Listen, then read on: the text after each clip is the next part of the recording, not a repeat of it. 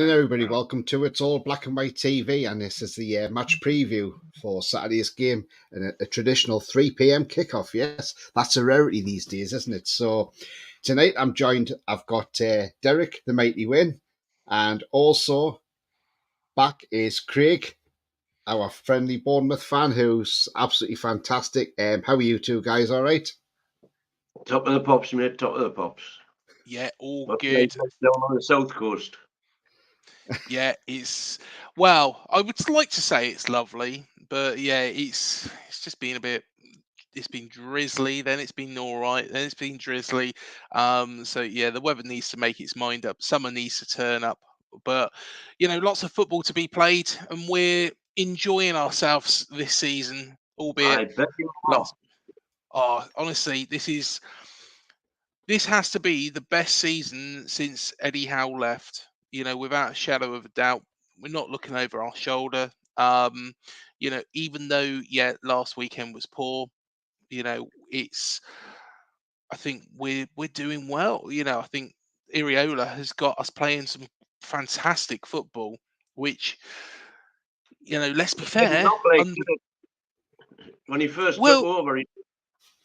Well, actually, we'll probably come to that in a moment because I made a lot of statements back then.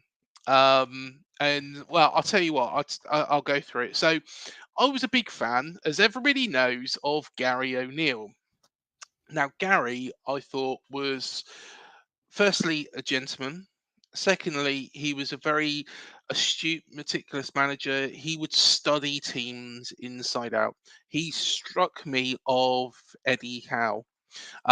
Whereas Scott Parker, what I did find out a little bit more about him was that he was a little bit slapdash in his approach, and actually it come out the other day that one player even turned round and said that the first thing Scott Parker did was when he introduced himself to all the team was just talk about himself.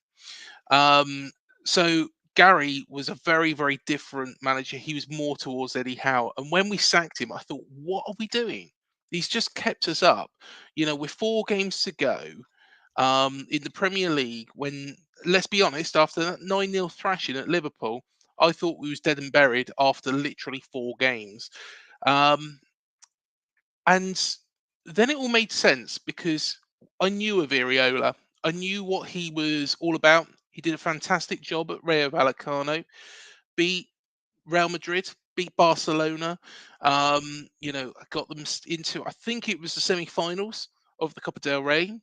And this is a team that is probably the equivalent of Luton Town. And I thought that he did an absolutely outstanding job at Vallecano. So it made sense. But when he did come in, even though he improved the football, we was passing a lot more and the control in the games, it was pass, pass, pass, pass, pass. It wasn't going anywhere. Whereas now, and I'll tell you the differences between, we got to a point where we was beaten by Wolves. Well, there was a couple of games actually. There was the Brighton game where we was beaten 3-1. Now we was 1-0 up in that game. We conceded a silly equaliser, and then you tell me how we do this. We conceded a goal 16 seconds after our own kickoff. And how this happened was we booted the ball into the far corner. It comes straight back. Matoma, of course, put it in the back of our net, and then we were chasing 4-0 against Arsenal. To be honest, Arsenal, we don't expect to beat them, but they were all over us. And then the Everton game come, and this was when I turned around and I said, guys, he has to go. And I thought, right, what options do we have out there? This man plays sexy football, plays nice football, but you can still be relegated with nice football. And I made the statement, and you might laugh at this. I said, what about Jesse Marsh? American, like the owners, knows a couple of players. Tyler Adams, Max Aarons was somebody he was looking at. Luis Sinistera. I thought it made sense. not as a permanent. I wouldn't have wanted him to be like. I wouldn't have wanted Jesse Marsh, but I would have wanted to get some wins on the board. And then all of a sudden, we went more direct, and it worked. Instead of passing around out from the back and just controlling the game, because we didn't have the players to do that. We didn't have the players to play like Man City and Arsenal. There was a little bit more impetus, a little bit more direction from us, and we started winning games. We beat Manchester United. Aston Villa, we should have won that game. That's probably the performance of the season, even though we didn't win it, because Villa at the time were in fantastic form. Of course, we beat yourselves at Dean Court. So I'm impressed with what Iriola's done, but we have to keep it up. We can't go back into that old style, because if we do, we'll find ourselves in trouble. But overall, it's nice not to be looking over our shoulders. I Yeah. bet it is, because we're used to that. I was laughing when you were on about conceding a goal 16 seconds after your kickoff. It reminded me of the Aussie Ordealers training story when they were playing shadow football. So they were playing Newcastle training, were playing nobody. And they passed it into their own net. So they were getting beat 1-0 and they were playing nobody. Good old Aussie. But yeah, I think Iriola has overall done a very good job. I was wrong. I kept going on about Jesse Marsh. I said, it was a bold statement, really. It's a statement that I thought, I didn't doubt Iriola's, because I knew what he was like at Vellicano. I just doubted that he had the right team of players for the style that he wanted to play, and it would have cost too much money to actually get the players to actually get where he wanted. Really, earlier on in the season, if, say, for example, we had Gary O'Neill in charge up to that Everton game, we'd have had a lot more wins on the board. But at the same time, I think we would have been playing a little bit more turgid football. Gary's football wasn't particularly always great, but it was effective, and we got points from it. But I think now what we're seeing is something completely different, something quite exciting. Is it something we can build upon? I think it's going to take still a lot of time to get where we want to be, but it's not impossible. And you've got a striker in form, which in the Premiership is so important. Oh, it is. And Dom Solanke, some people say, well, he's not prolific, but the problem is they don't look at what else he does. He drops back, he brings in Billing, he brings in Kleiber, he brings in Lewis Cook, he controls, you know, what happens behind him as well. He's unselfish. So even though, yeah, he's got very good return this season, but when you consider, what else he does and what are the goals he contributes to,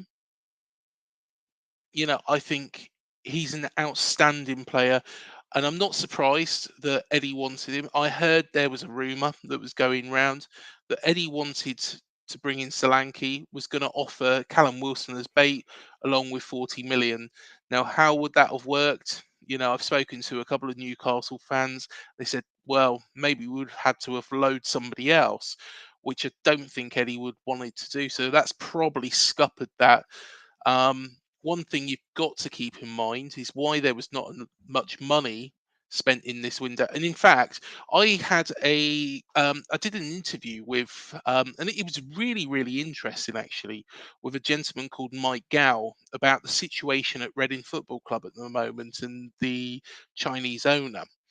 And he specializes in Chinese business. The story's unbelievable. It's not great. It's awful for Reading fans, but it's basically this guy who's just racked up loads of millions and millions and millions of pounds worth of debt on a very well-run football club, and now nobody really knows where he is. But we did come on to the Everton situation as well, and why there's not been a lot of money spent is because of that sole reason. Because people are trying to make sure that they fall within the PSR regulations. They can't. They're trying to balance their books in January. That's what they were trying to do, and it left it as a very restrictive market because Everton get these 10 points back, it might open things back up a bit again, and I think they probably will. I think they will for that sole reason. But if they don't, and the Premier League stand firm, um, we could find that the market, has quite a dip for quite a few transfer windows. So I think that's probably why you didn't see a proper bid go in for Dominic Solanke, and that to be made more public, so to speak. A couple of things. I think, Yeah. Johnny, when Dominic Solanke was mooted up here, there was a load of fans on all the chat and all the YouTubes and that saying, we didn't want Solanke. I would have took him in a heartbeat. And I was actually proposing sending Wilson the other way because they would know what they were getting and they'd be happy.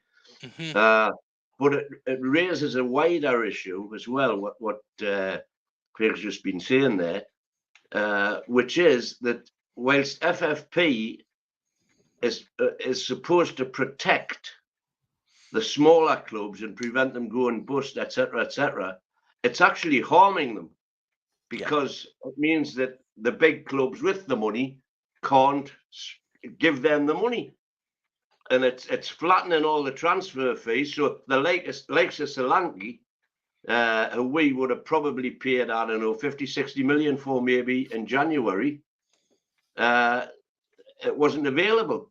So that's excuse me calling you a smaller club, but the smaller clubs are missing out on that.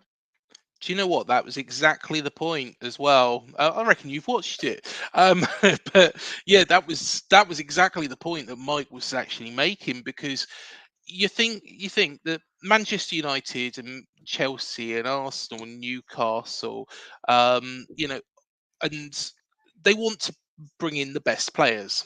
They want to bring in the best players. Now, okay, say for example, if Newcastle bid 18 million for Dominic Solanke, we probably would allow him to go. We would then need to find a replacement. Now, that replacement, we're not going to be able to go look upwards because we'd need to spend and reinvest that 18 million wisely. So we possibly could look down the table. And let's look at that scenario I mentioned in the whole video. If there was a player at Reading, that we like the look of, then we probably have gone in for that player. But now what you're finding is, because nobody's really spending much money on transfers or doing it very, very carefully, this is why you're seeing a lot of loan moves with purchase options at the end, like we've actually done. No teams are taking a gamble. So if you imagine a team like Reading, for example, who have got some quality players, nobody's going to come in for those quality players unless they pay peanuts. And if you've got a madcap owner, for example, which they have, they'll probably take them on the cheap. So it's really affected the market. And FFP, as you say, is not all it's cracked up to be. What there needs to really be is there needs to be a whole restructure of the financial finances in this country with relation to football, because I think it's unfair as well that Newcastle can't spend money that you've actually got ready to be invested. You've not done anything wrong yourselves, but you've got Manchester City there sat at the top of the tree with 115 charges, when traditionally they're a lot smaller club than Newcastle. Yeah, I mean, I get that, Craig, and like I've said all along, is you see that this 105 million, this should be going in line with inflation, Yeah. But I also like what Darren Bent had come out with a couple of months ago on Talk Sport when he said, when an owner takes over a football club, what the Premier League should do is say, right, you must pay us a bond. We want a certain amount of money. And if for some reason you're struggling with your finances and you think the club's going to have to go into administration, or you need to sell the club, but you don't want to put it in administration, we'll use that bond to carry on paying the players and paying the running costs of the club until you find your buyer. Now, I think that's a brilliant idea. And he says, that way you replace FFP that way, because you've got that assurance that the Premier League have got that money. So say, for instance, say it was our owners, and our owner says, well, there's £2 billion, right? And I'm not saying our owners are going skint for 1 minute, but if they said, oh, we're having a bit of trouble or whatever, Yeah. then that £2 billion there to cover the running costs of the club until a new buyer would be found, save it going into administration. So I get where Darren Bent's coming from on that one, and I do think that is a good idea as well. But before we go into any more, I'm just going to put out there, if you do like what you see, please do smash that like. It does help the channel. So please do give it a like. Apologies, I didn't do it at the beginning of the video. Also, if you're brand new to the channel, come and smash the subscribe. Come be part of this great community we got here. And also that bell notification, that tells you when I'm live. Have a pre-record. Any upcoming shows, if you want to become a member, it's 99p. Just click the join button. And if you want to make a donation, you can do that in chat by clicking the $ as well. Now, I have got a good comment here from Daniela, who is one of my regulars. She's a West Ham fan. And, you know, she's always got some great stuff and great comments. And she says, hi, Tony. She says, are Newcastle going to stand up for themselves till Man U F off? No, you can't have our director of football. Do you know what, Daniela? That is a very good point.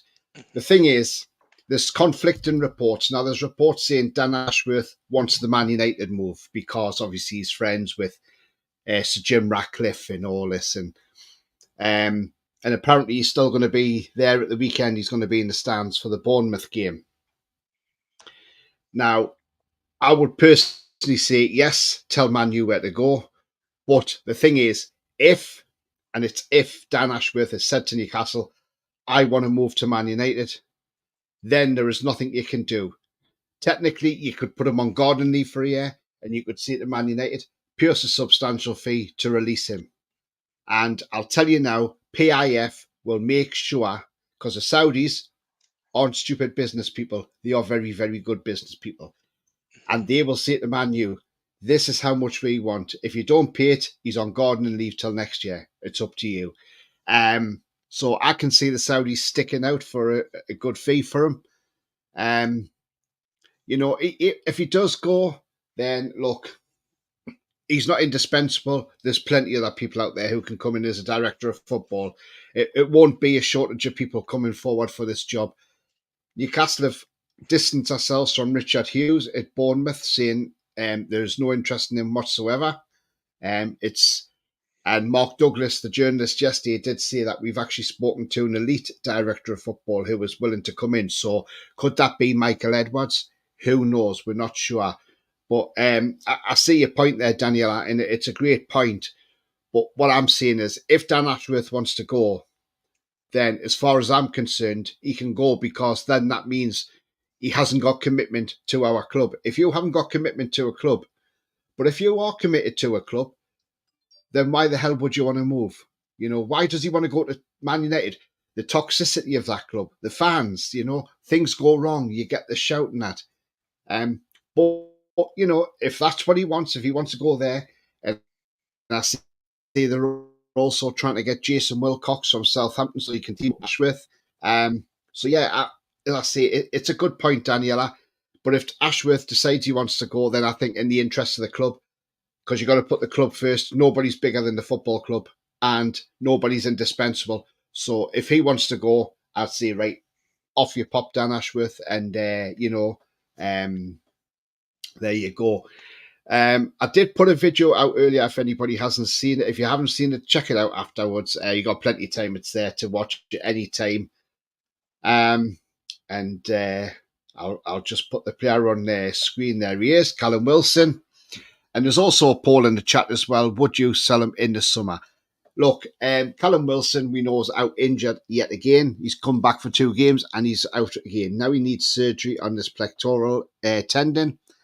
This is going to keep him out for 9 to 12 weeks, which technically I think that's his season finished and possibly his chances of going to Germany in the Euros for England as well. I think that's probably put paid to that as well.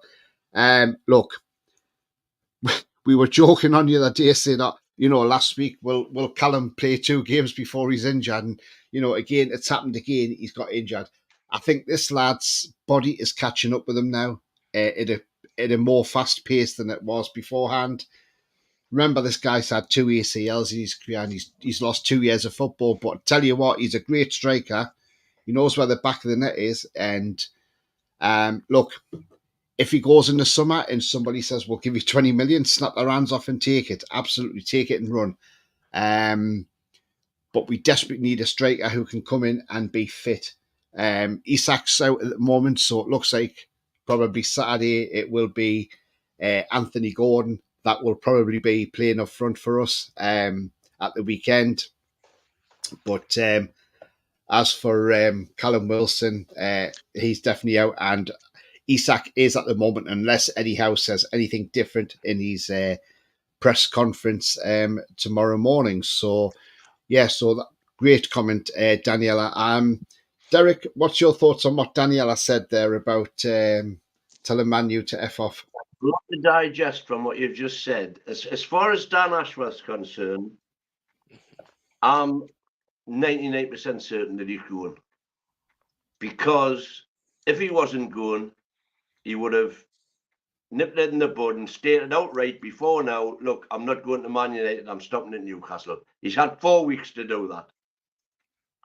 But, and there's a big but here, unless the Newcastle hierarchy are really, really extracting the urine out of Man United, and then they're going to turn around at the last minute and say, oh no, he's staying here.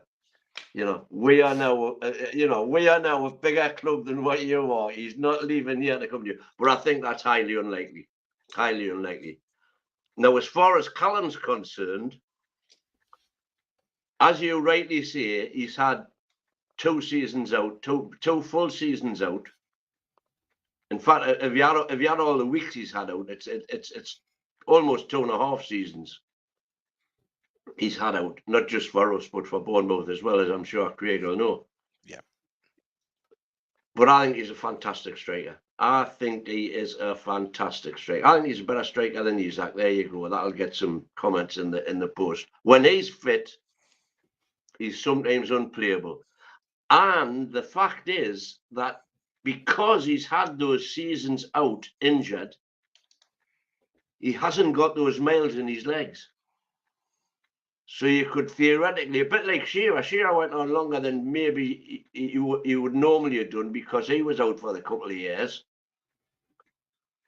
And therefore, would we be shooting ourselves in the foot and letting go a fantastic striker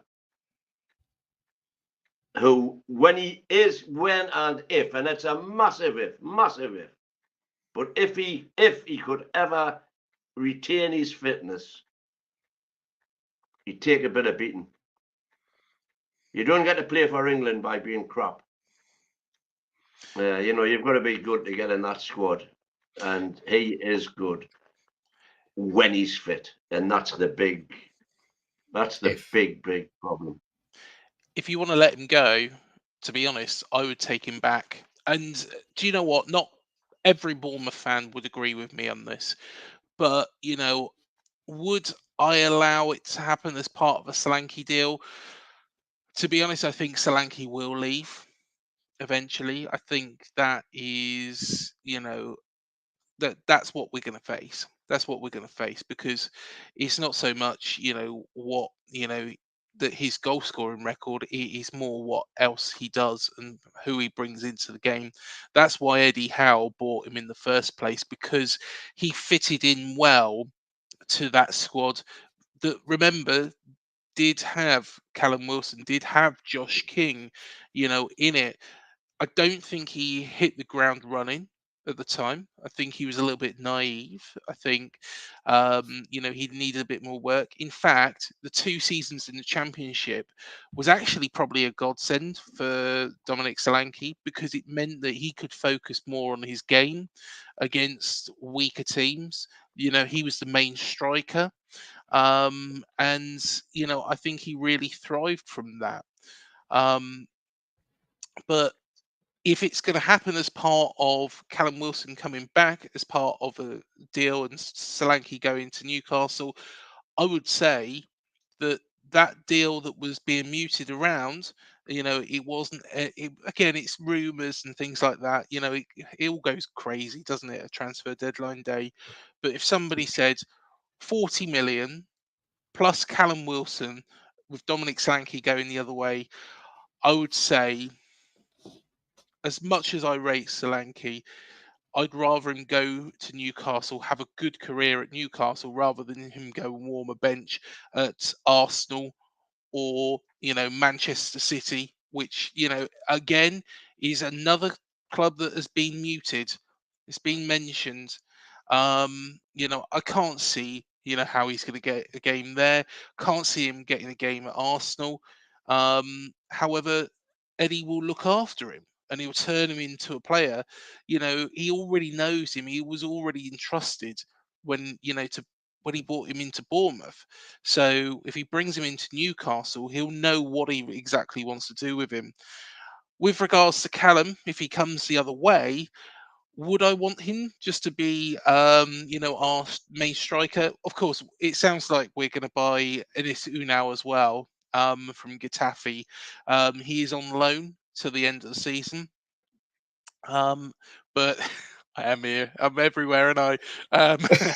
Yeah, Anthony Herbert's saying Yeah. he's a bloody nightmare tonight. Here, there, and everywhere. Sleep well But tonight, mate. Sleep well. yeah, but who else do we?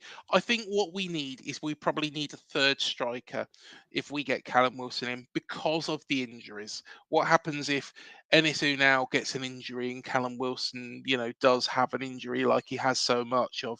What you'll be getting actually in Dominic Solanke is a player that doesn't have very many injuries, who is Yeah. very, very fit and is hardly spends any time in the medical room whatsoever. I don't want to jinx it now, but I think we would need a third striker. If that's a young striker, I'd quite like us to look down that route. There's been mentions of a chap from Ecuador, Zambarano or something. Why not? Why not? It's a gamble. It's a gamble. And who knows? It sounds like we're going to go, it- down the Brighton route of bringing in young players who can maybe developing something better. Yeah, Yeah. absolutely. I think I- Yeah, I Bear think- saying, does Award know you're still awake, Derek? Yeah, I He's know. a cheeky get, isn't he, Bear Viking? Now, talking about your carer, I mean, Gary's saying, and Ori the poll, because I've put a poll in the chat, who in their right mind would buy Wilson with his injury record? Well, look, Chelsea wanted to buy him, didn't they, in January? So, Arsenal and Man United were linked with him. So there you go. He's a quality striker. He's a he quality is. striker. He's got a real eye for the goal. If you get him in a one-on-one situation, he's going to put it in the back of the net. Against the very top goalkeepers. It doesn't matter who's in goal, to be honest. He's a quality striker. I really rate him. To be honest, he did. And dare I say it, when he was here, he linked up very, very well with the Snake, as we call him. You know who the Snake is, don't you? I don't. Don't you? The wee man, Ryan Fraser. Oh, Fraser, yes. Yeah, I can't stand the man. Yeah. There's multiple names he's got down here. I call him the Poison Dwarf. The Poison Dwarf. Well, there's a lot of names that start with the letter W that for Yeah. Ryan Fraser. And Wee Man isn't the Edgeworth only one. Anchor. Yeah, exactly. Daniela says FFP resets itself in the summer, so everyone's probably waiting to learn. And I think the clubs are also waiting until players have 18 months or less on their contracts before going into them. Do you know, that's a very good point, that, Daniela. And I just think clubs just did not want to spend in the January window because they saw the likes of Forest and Everton getting another, another round of investigation. So, and I mean, the points are being looked at by another independent again. Apparently, it's already been sorted, but nobody knows the outcome of it yet. I would be very surprised if they cut any of them points down for Everton. I don't think they'll win that appeal in honesty, because if they do, then what's the point of coming out with points deductions if you're just going to have an appeal and then you're going to win an appeal to have them either halved or whatever? It doesn't send a signal out. You've got to make an example of these clubs, and the likes of Everton. It's not the fact they've overspent. Look at the money they've wasted on players. Look at some of the players they've had in that club. You look at Yannick Bolasie. Where's he now? He's in the Championship,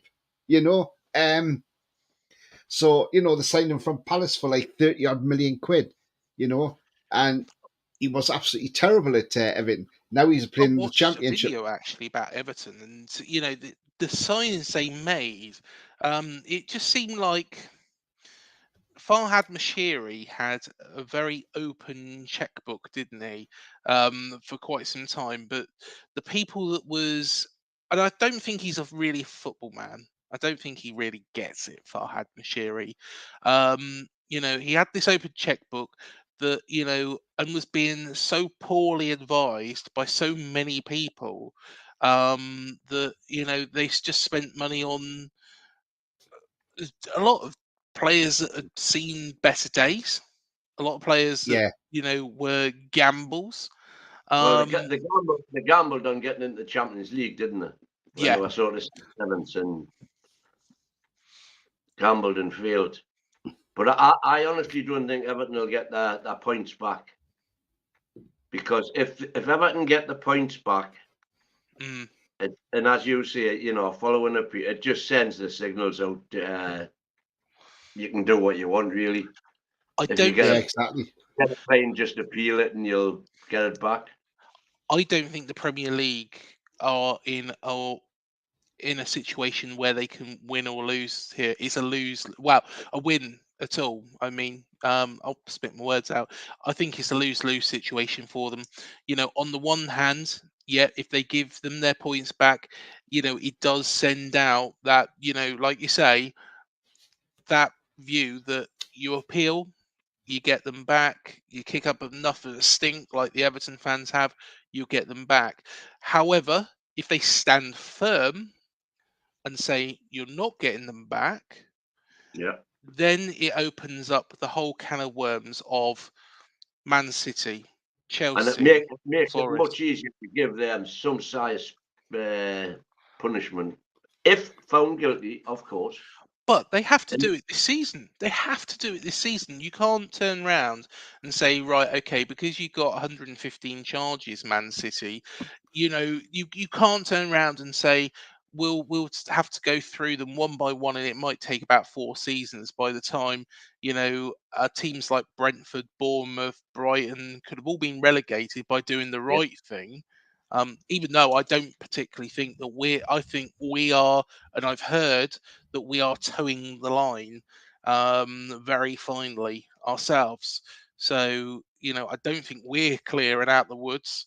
And I don't think a lot of clubs will be. I think Newcastle could get hit. I don't think, it's anywhere on the scale of like what happened to Everton. But I think there's going to be so many teams. Chelsea are going to get absolutely annihilated. Man City should get absolutely annihilated.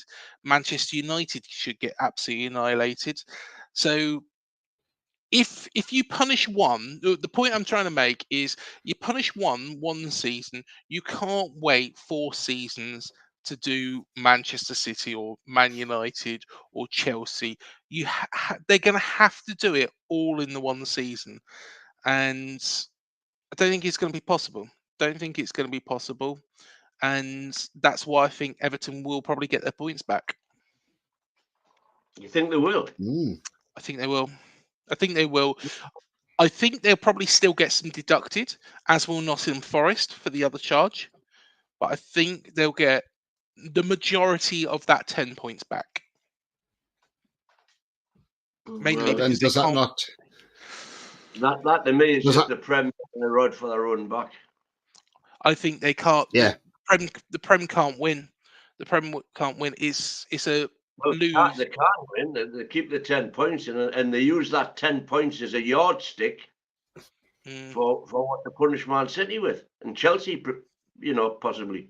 They're going to have to do them this season, though, in my view. Yeah. Well, yeah. that's I've got a good plan. comment, from Foxy. So Foxy says, "Hi, Foxy, by the way, mate." He says Ashworth will be loving the media noise at the moment, hyping him up more than ever. Amazing, yeah, he's responsible for the deals like Bruno McAllister when he actually joined afterwards. Magician man. Well, I know that's ridiculous. It's that Carvey Solical, and I cannot stand that bloke. He is a Man United man through and through. He absolutely hates Newcastle United.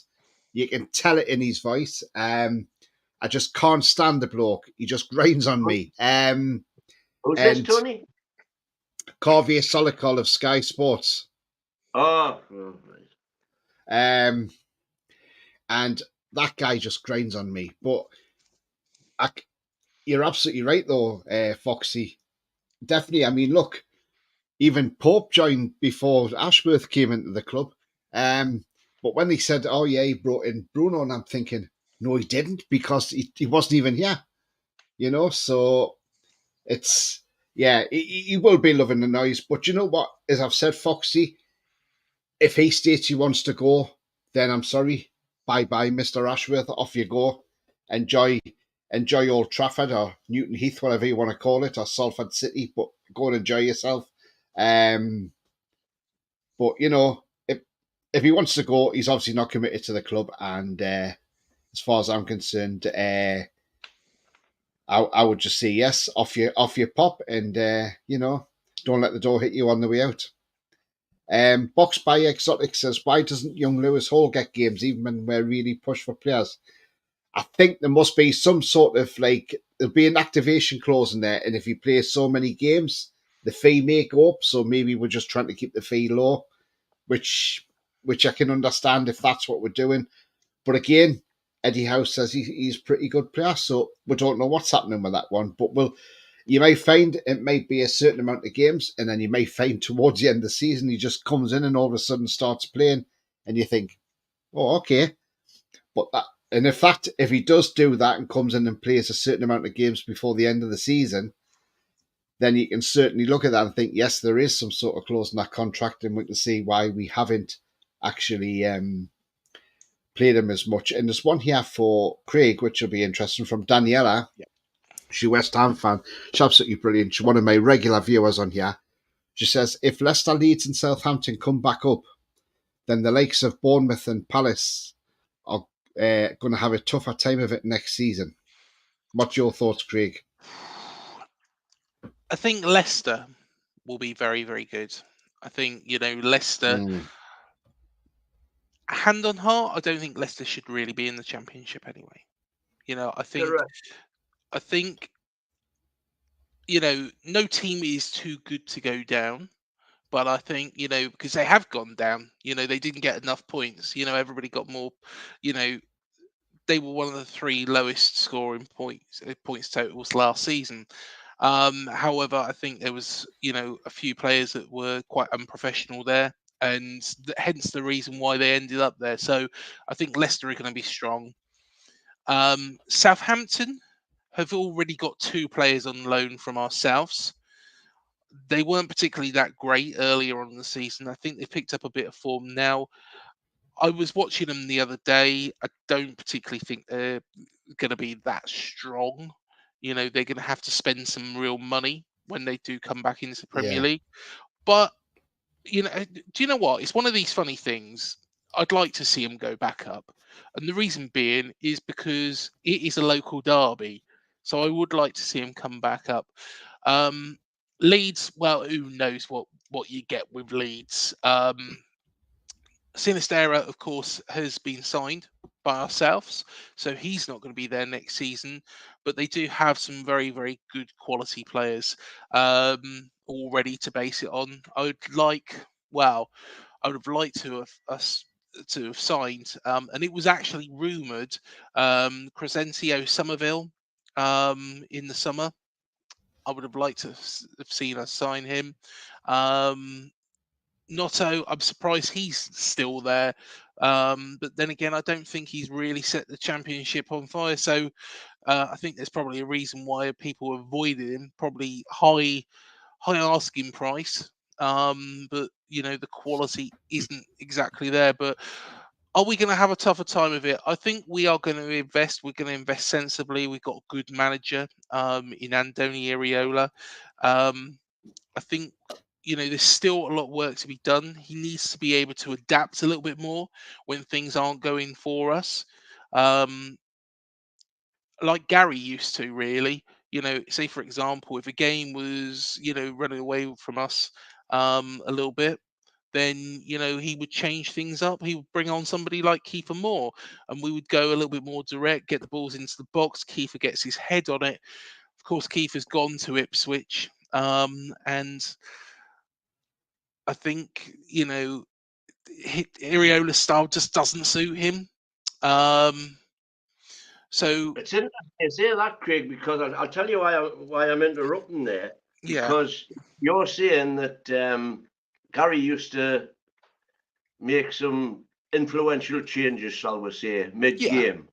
hmm And one of the massive criticisms that Eddie gets at the minute is that his in-game decisions are poor. He doesn't see things quick enough. Did you see that at all when he was at Bournemouth, or did he make changes?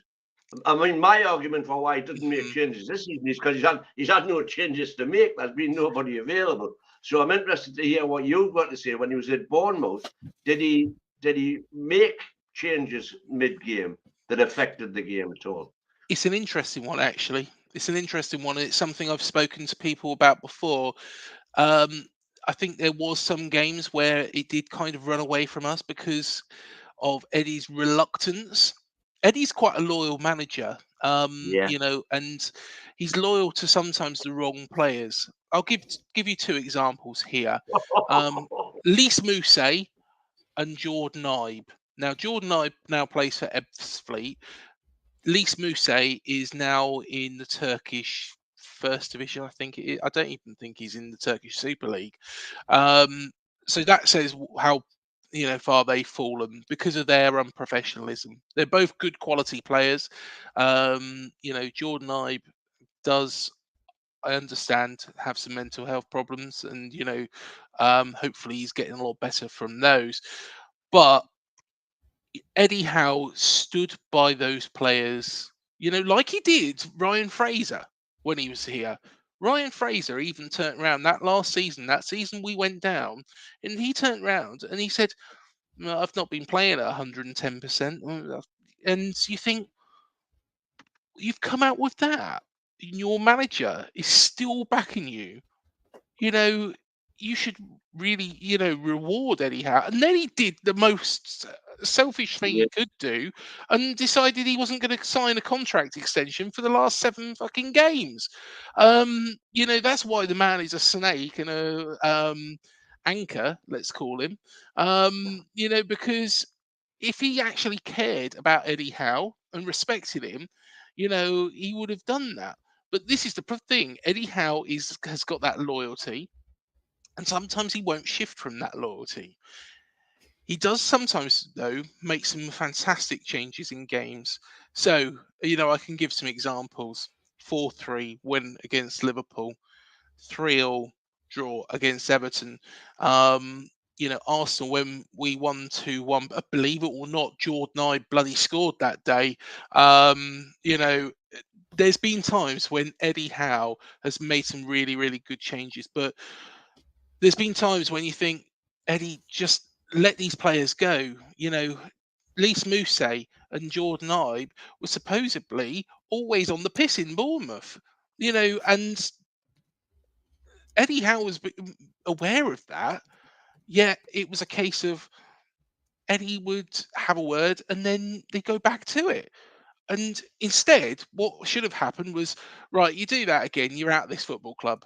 You're Premier League footballers. I would have, I would have done anything to, have been a Premier League footballer. And there was those two just wasted it. And then you got Fraser, throwing his own manager under a bus, the man who not only did so much for him here and made him the player he was here, he then gave him a second chance at Newcastle and he threw Eddie under the bus there as well. So yeah, that's to probably be the fair, biggest he thing. didn't give him a second chance at Newcastle because he inherited him when he came to Newcastle. Yeah, but he But still then, played him. To be honest, that's right. if I was It Eddie wasn't Howe, I would have it walked wasn't into like he Newcastle signed and him, said, "You're right, fucking out. I'm sorry. Off you go. Don't even come back." Well, that's where he eventually ended up training with the younguns. Yeah, that's what I would have done. If, that first day at St. James's Park, would have walked through that door, seen him, you go, pack your bags, you're fucking off out of here. Off you go on loan to wherever.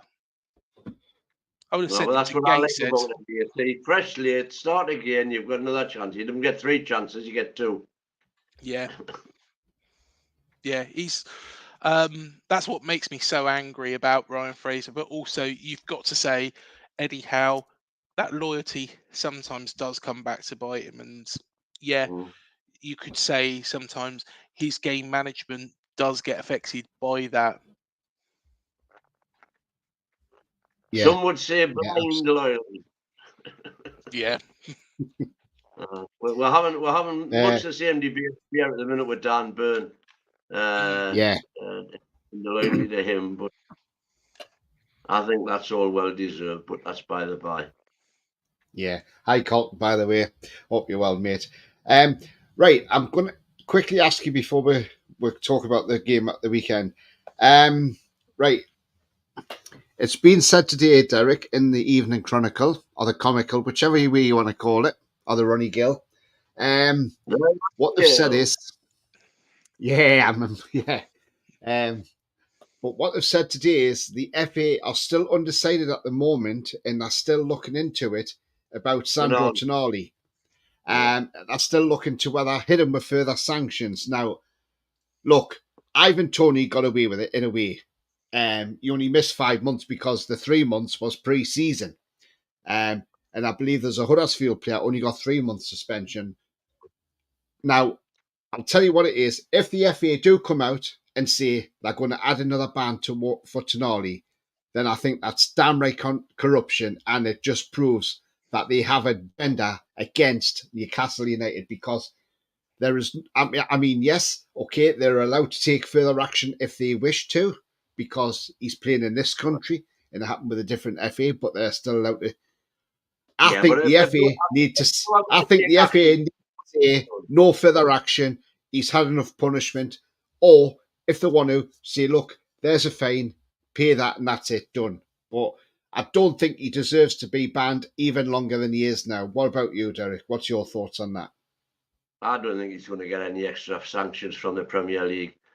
It would just be kicked out of court because Newcastle would turn around. They'll have the best lawyers in the world and say, hang on a minute. Why wasn't this brought up, at the start of the season when it was all exposed?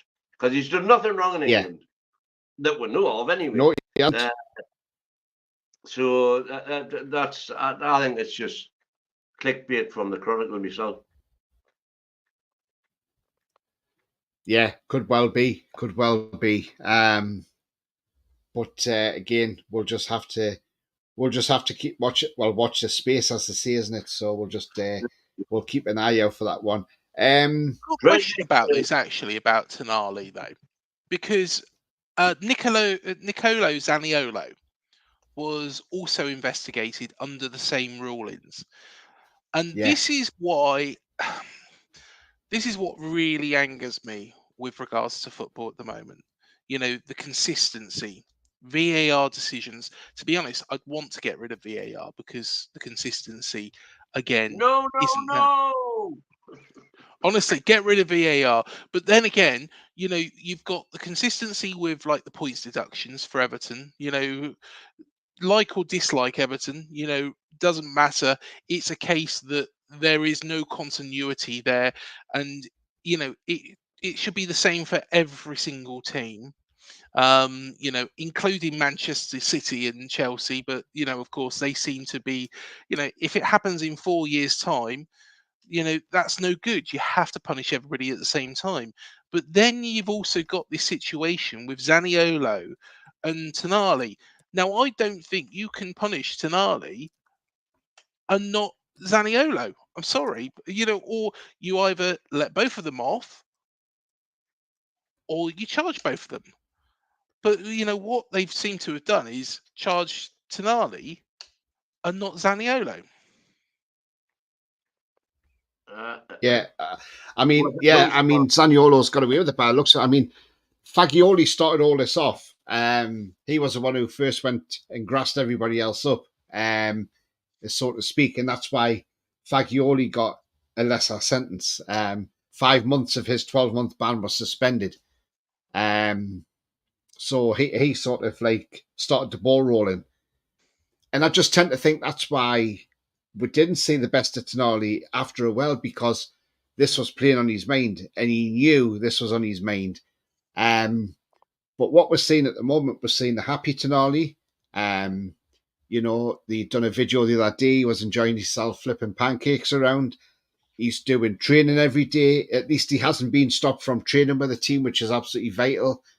I know they're going to play him in some behind closed doors games, things like that. Look, I think he'll come back a better player, and he'll be like a brand new signing again, because we ain't seen the best of him. And next season we'll see the best of Tonali, I think. And that was you one of know, Ronnie's comments earlier on. Tony was, you know, Tonali and Hall are like two brand new yes, signings for £100 million worth of signing, brand new in the summer. yeah, absolutely. I mean, So how Craig do you think would. it's going to go, Craig, on Saturday?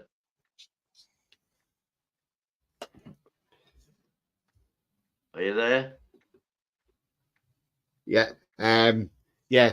What? Yeah, Derrickson, what do you think the score's going to be Saturday, Craig? And Oh, sorry, I do apologise. It kind of cut off for a second. So all that right. might be my yeah. Sorry, I do apologise. Right, okay. I'm not going to bet against my own team. Good man. As you can imagine, and wouldn't expect you guys to either. Heart says 2-1. Heart says 2-1. However, you know, I wouldn't be surprised if it is a draw. The reason being is we seem to have a very good record against Eddie Howe. Maybe Eddie still, yeah, well, Eddie has got a soft spot for us. He is God here. So, yeah, maybe he takes it a little bit easier on us. I don't know. I don't think so. I think it's just there's probably that effect. You know, still a lot of his players here, and it's probably a case of we don't want to 7-0. Well, yeah, it probably is going to be now. Now I've said that, you know, and he's going to give us an absolute battering. Um, but yeah, if you ever get fed up with him, you know, he's welcome straight back down here. But I That don't says think we're everything you about are. him. I can't see you getting rid of Ariola though, because I mean he's doing a good job down there for you, isn't he? So I can't see you getting rid of him. Here's a prediction, though, and you know, here's a prediction to make. Richard Hughes is being linked with Liverpool. Of course, Is he? Liverpool. Yep, Jurgen Klopp, I wouldn't put it past. And let's be honest, if Liverpool come in for Iriola, and Richard Hughes repeated what he did, because it's of the understanding that Iriola is a Richard Hughes man. Yeah. I wouldn't be surprised if it happens, and I don't think we might have any choice over that. Yeah. One thing I do want to ask you, Craig, is obviously this lad is going to be out of contract in the summer for you, Lloyd Kelly. Now, Yes. you can play left back and centre back. We know he's not a bad defender, to be fair. The thing is, though, they're saying Juventus and Milan are after him. Obviously, we've got an interest there in him. Yeah. Are you confident of tying him down to a new deal, or do you think he's gone in the summer? I think he's And gone. where In do you the think summer. you'll end up? I think he's gone in the summer. But do I think he'll go to Juventus or Milan? No. I think he'll actually come up there. And you know what? I think he'll be a good player. I think he'll be a good player. He has been a good player for this football club. Some of our how's the nice way to put it? Some of our less understanding fans, have slated him since the day that he put in a really bad shift against Burnley. Every player has a bad game. He did go for a little bit of a bad run, but he's a good player. There's a reason why those clubs and why Eddie wants him there is because, he's a talented player. He's shown it on so many Yeah. occasions. Will we keep him? I don't think we'll be able to tie him down to a new contract. Does he want to stay here? I don't think he's particularly attached to the club, which is a real shame. Because I think the fans have really done a lot to affect him. I've got to be honest. I think the fans have done a lot to affect him. Yeah. Because some of the abuse that he got was, well, it's not reflective of the football club that I support. So yeah, Yeah. unfortunately, I think he's gone. But he's a good signing.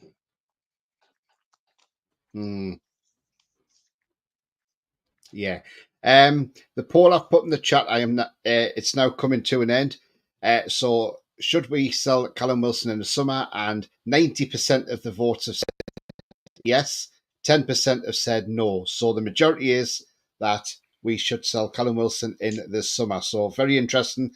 The majority of that as well, 90% saying he's going in the summer.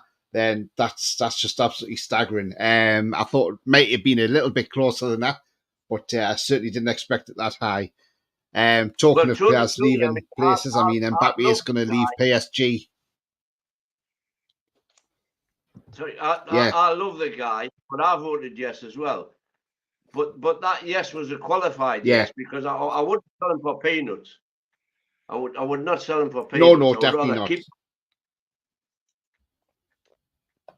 But if we're going to upgrade, definitely, because you can't have two strikers made of glass. Yeah. Right, let's nip into some comments because people are putting their predictions in. Just see what they're saying. Pete says, I've thumbed up. Thanks very much, mate. Colton says 0-0, Eddie's old team. Andrew says 7-0. Bias says 3-1 Newcastle. Ronald's going for the same score. So's Colton as well. Gary's going playing without a striker, 1-1. Steve Shovler, I gather he's a Bournemouth fan, so he's saying 3-1 Bournemouth. Colton says he don't have a striker and no left back. Yeah, I don't think Howe will be going though. Steve Howie. Steve says, I don't think Ariola will be interested in Wilson. Profile doesn't fit, too old and injury prone. And his Unal is going to be great for the Cherries. Yep. Gordon 1-0. Anthony Gordon to score, says Julie. Daniela says, Tony, I know you're not going to like this, but I can see Eddie Howe coming to West Ham after Moyes. Why I think Newcastle don't get Europa. I can see you owners calling it a D on Eddie. Do you know what, Daniela? You've said that before, like you would see Eddie Howe West Ham. I mean, look, do you know what? nothing surprises you in football, and that's the thing. That's the beauty of it. Football, nothing surprises you. And do you know what? We've seen this happen before in clubs where managers have been there, and they've been there for a transitional period, and then the clubs are looking and thinking, do you know what? We want to go to the next level. And I mean, look, I'm not saying our owners are going to do this, but if our owners did decide at the end of the season, look, they want to go in a different direction, and they said to Eddie, look, thank you for everything you've done. We want you to move on. I'm not saying you, because I want nothing more than Eddie Howe to succeed and bring trophies to Newcastle United. But, at the end of the day, it's not up to us fans what we think. It's what the owners think at the end of the day and how ambitious the owners are. Say, for instance, if we didn't make European place this season, would that make their minds up to, say, change the manager in the summer? You don't know. That's the thing, you don't know. But I can see where you're saying from that one, Daniela. And talking about managers, I just want to put a thing out there. I know I've got no Crystal Palace fans in the chat, but I just want to say I do wish and hope Roy Hodgson has a speedy recovery. He obviously took ill this morning at training when rumours were going around that he was going to be sacked, which is absolutely awful. The media want to hang their heads in shame. Obviously, there's something wrong. Something's not right. He's having tests. He's in hospital. We wish the man a speedy recovery. And, it doesn't matter how old Roy Hodgson is or what what's happening at Palace at the minute. He's been a brilliant manager wherever he's been, whether it's been Switzerland. Yes, he didn't have a great record for England, but he had a great record for Switzerland. He done well in Italy, didn't have the best of times at Liverpool. But for that man to come out of retirement and come back and help Palace, not only stay up last season as well, by the way, when they were struggling under Vieira, but, maybe age is catching up with him. But at the end of the day, I hope that man gets well soon. And I hope the Palace fans sort of lay off him a little bit as well, because he doesn't need that added stress at this moment in time. Yeah. Yep. Completely agree. He's a gentleman. He is somebody who is a fantastic manager and has been a fantastic manager. It could be said that maybe he has got to that point where he needs to take his foot off the gas a bit, and maybe does need to eventually give up the job, but hopefully he'll have a full recovery and that'll be his decision. It shouldn't be anybody else's. And hopefully he can leave that club when he chooses to, with his head held high. But just on the note of West Ham as well, I was going to say that Alan Pardew and Sam Allardyce are still available for them as well.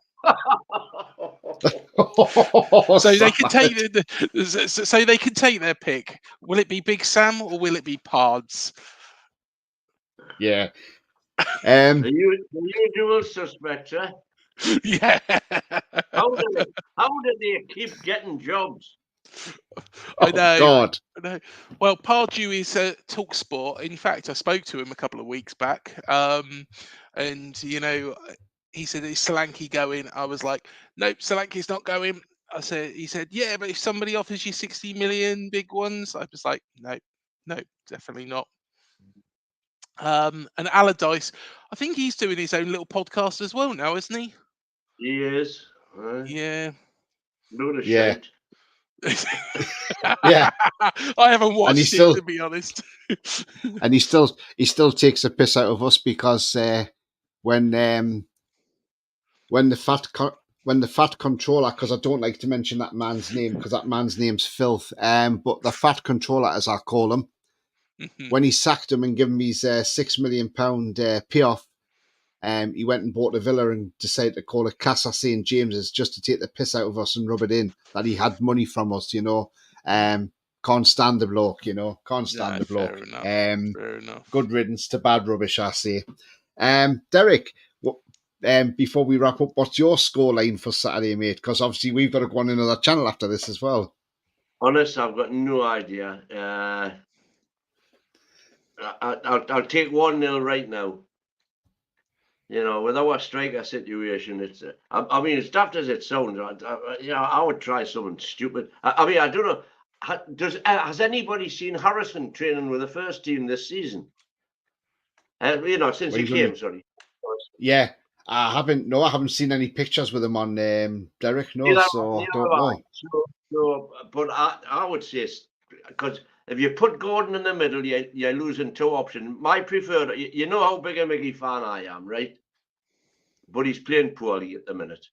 And my preferred option on Saturday would be to play Gordon on the right, Barnes on the left, and give Harrison a try through the middle. And as crazy as it sounds, if Eddie doesn't think Harrison's up to it, I would stick Lascelles up there, just a big lump, and I would have Share, DM, move Burnham to the middle, Livy, Tino at left back, and give it a go. Because what we're doing at the minute with the midfield just isn't working, and we're totally wasting Bruno as an 8. And playing Bruno as a 6 is a waste of a world-class player for my money. Yeah. BS says Harrison's not even been with the under-21s either, and Julie's not seen no footage of him. So They're keeping him. Yeah. Because, all I've seen of Harrison, I've got to be honest, all I've seen of Harrison is what you can find on YouTube. But he looks a hell of a player, albeit playing against his own age group kind of thing. Yeah, he does, doesn't he? He looks a very good player. But, it's whether... my scope... 2-1, Craig said, didn't he? Yes. Yeah, he did, yeah. Gone for the 2-1. That's heart speaking, though. Yeah. I mean, look, if I'm honest, I'll take a 1-0 win any time. And as I always say, I don't care if it comes off the keeper's backside in the 94th minute and falls in the back of the net. I'll take it any day. I always say win ugly. Let's do an Arsenal win a 1-0 like they used to win under Arsene Wenger. You remember that season when they were winning 1-0 a lot? Those were the days. I'll take it. I'll take a 1-0 all day. 1, you keep a clean sheet. 2, you get the 3 points. So Bye, Crook. We need the 3 points, but we know Bournemouth are playing okay. I mean, yeah, they got beat off Fulham, but that maybe is just a blip. I watched them against Forest. I watched them on TV against Forest on a stream, by the way. And you should have beat Forest, to be honest with you. It should have been you West took Ham Clive. as well, really. You took Clive off the right time because he was going to get sent off if he was carrying on the way he was. His dad weren't a bad player and he played for us for a little bit. But yeah, Billing getting sent off, he doesn't play this weekend, which is all right because he won't have a blinder against us. And I know your manager weren't happy when he got sent off. He was fuming. No. You could see it on his face. And I thought, I don't blame you because it was a tackle he didn't really need to make. And, so, yeah. Do you want to let people know where they can find you, Craig, like your channel? Of course. Yeah, of course. Yeah. Thank you again for having me on, Tony, and great to meet you as well, Derek. So my channel is called UTCIAD. So it stands for Up the Cherries in All Departments. It does sound like something else. But yeah. So yeah, do check us out. Harry Redknapp is a bit of a regular on the channel, so if you want to hear Harry's thoughts, of course there's lots of good stories on there as well. We've had lots of interviews as well. We're getting, well, to be honest, we've been going through a couple of Britpop stars and indie stars we have recently. So we had Peter Hooton from The Farm. We've had Damon Minchella. We've even had Michael Greco, who played Beppe DeMarco in EastEnders. He's a Chelsea fan, believe it or not. Right. So yeah, we have the special guests on every now and again. So yeah, do come check us out. Oh, and if anybody remembers something called The Call Centre, it was a program a couple of years ago. It was probably about 10 years ago. It was based in Swansea. We played Swansea in the Cup, and we had Chickenhead from The Call Centre on. So yeah, it's we do find some special guests from time to time. So yeah, come check us out. Come give us a subscribe, and that really do appreciate being on here, guys. Yeah, are you up at the game at the weekend as well, Craig? I'm not going to be traveling, but I'll be watching it. Yeah, it's quite a long journey. Long journey, and with a small young family, I have to be pick and choosy. Yeah. So yeah, normally anything north of London, is a very special trip. But I want to come up there at some point. I've always been. It's the one I want to do. It's just a case of how I do it. I think it's probably going to be get on a plane. But yeah, Yeah. one with one with one propeller or something like that. And I'll be just holding on for fucking dear life all the way to Newcastle.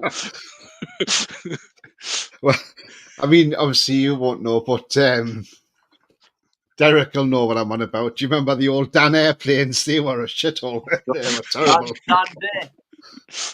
Dan Air. Jesus, you had your life in your hands if you got on one of them. Fucking hell. That's going back some minute, Derek. Dan Air. Jesus. Back when Newcastle International Airport was Wolsington Airport. That was before I was born then, yeah. But thanks for coming on as well, Craig. It's been a fantastic show, Yeah, really enjoyed it, guys. Brilliant. Yeah, and thank you so much for inviting me on. Always happy to come on anytime you want, mate. Yeah, absolutely. So after this, you'll find me and Derek will be switching over to the American Magpie, Chris's channel, so you'll catch us on there. But as usual, if you do like what you see, please do smash the like, and it does help the channel. Also, if you're brand new to the channel, come and smash the subscribe and be part of this great community. And also hit that bell notification. Tells you when I'm live, have a pre-record, or any upcoming shows as well. But yeah, it's been fantastic tonight. Coffee says Dana is still active in Romania. Not be the same, it'll not be the same, Dana. Alan says it's a long way to come to watch a lost Craig. Yeah. Especially risking your life on a plane that's goes up and down like a bloody yo-yo, like Derek's showing there. Oh, hang on, a little bit of turbulence. We've just dropped a couple of 1,000 feet. Julie says, come back again, Craig. He definitely will. Yeah, that's not a problem, Julie. Yeah, definitely will do. Clarky, who's Derek anyways? You know who Derek is, Clarky. Don't be silly. Steve says he's enjoyed the hour. Thanks, mate. It's been a great show. It's been a great laugh, and it's been absolutely fantastic, as always. And it flies over so quick, doesn't it? And so all I want to say is remember, the future's bright. The future is definitely black and white. It's bye-bye from me. Bye-bye from me, and bye-bye from Craig. Thank you, everybody. Up the cherries. Up the cherries. How are we, the lads? Cheers, guys.